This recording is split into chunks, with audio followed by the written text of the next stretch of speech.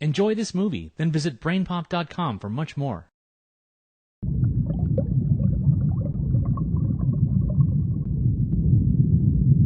Are you sure this thing is rated for this depth? You bought it from an Air Mall catalog. Oh, great. Dear Tim and Moby, when I look at a map, it seems like some continents fit together perfectly. Are my eyes playing tricks on me? From Georgia. You're not seeing things, Georgia. Some continents look exactly like puzzle pieces that snap together. Early map makers suspected that they were once all connected. In the early 20th century, a scientist named Alfred Wegener called this supercontinent Pangaea. He thought different chunks of it broke off and slowly moved apart. Over millions of years, they formed the continents we know today. Wegener couldn't explain why Pangaea split up or how. But there was some evidence to support his idea.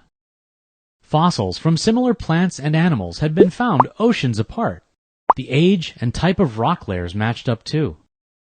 Wegener's theory of continental drift provided an explanation, but his ideas weren't taken seriously until long after he died. In the 1950s, scientists began mapping the Mid-Atlantic Ridge. It's a mountain range running 10,000 miles along the ocean floor. Tests revealed that the farther you got from the ridge, the older the seafloor was. So a geologist named Harry Hess proposed a revolutionary idea. New seafloor was forming at the ridge and spreading outward to make room for more. In other words, the surface of the planet was moving. Hess called this process seafloor spreading. It seemed to indicate that rock was being forced up from inside the planet. Nowadays, we can see this rock formation in action. Wegener had guessed something like this, but he had no way to prove it at the time. As he suspected, there's a lot going on beneath the Earth's surface. Up here, everything seems pretty cool and stable. But miles below our feet, it's a raging inferno. The deeper you go, the hotter it gets. Earth's center, or core, is as scorching as the surface of the sun. All that energy wants to escape, like steam inside a boiling kettle. It pushes outward, putting immense pressure on the middle section, the mantle. Standing in its way is the lithosphere, a rigid layer of solid rock. Well, the lithosphere isn't like a smooth shell. It's cracked into pieces, each one a different shape, size, and thickness. We call those pieces plates. Yep, the Mid-Atlantic Ridge is the border between several plates. They're being dragged apart by forces from deep inside the planet. You can think of it like a pot of soup. The Earth's core is the burner, and the mantle is the boiling soup.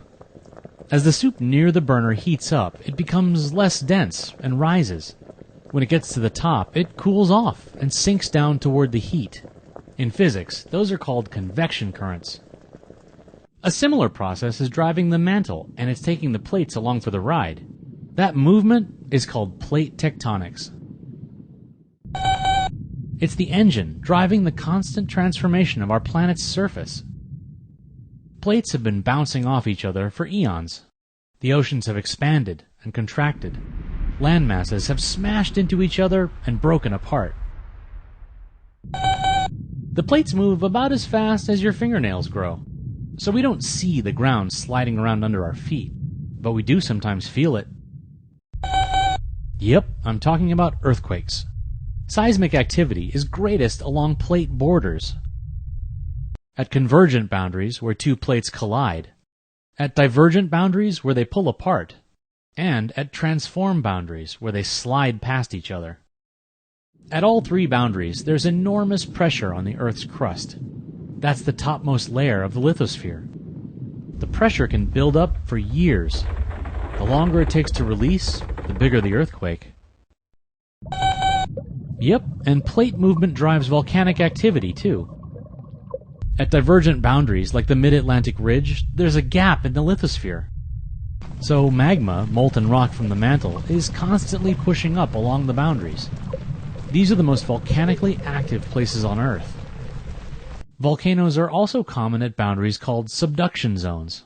That's when a dense ocean plate converges with a lighter continental plate. The heavier plate gets pushed below, down into the mantle. Some of it melts, and the magma erupts farther inland. The Ring of Fire is a massive chain of these volcanoes.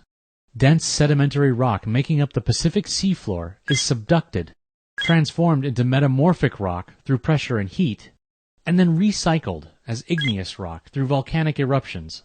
In other words, plate tectonics drives the rock cycle, the constant process of transformation and renewal of the Earth's crust. It also creates our most prominent geologic features, mountain ranges. That happens when two continental plates converge. Since they're both about the same density, neither one subducts. Instead, it's like a slow-motion car crash. The plates buckle and warp. The land pushes up into jagged peaks. The Himalayas are still growing from a plate collision that began 500 million years ago. Yeah, Alfred Wegener's theory has come a long way in 100 years. He was practically laughed out of the scientific community for his ideas. But today, plate tectonics is the unifying theory that ties together the entire field of geology.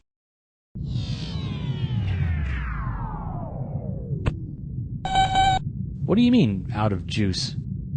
We're stuck here? Ah! Now what?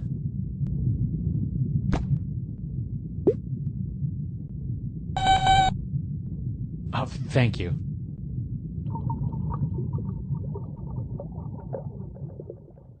Visit us at brainpop.com for more on this topic and hundreds of others.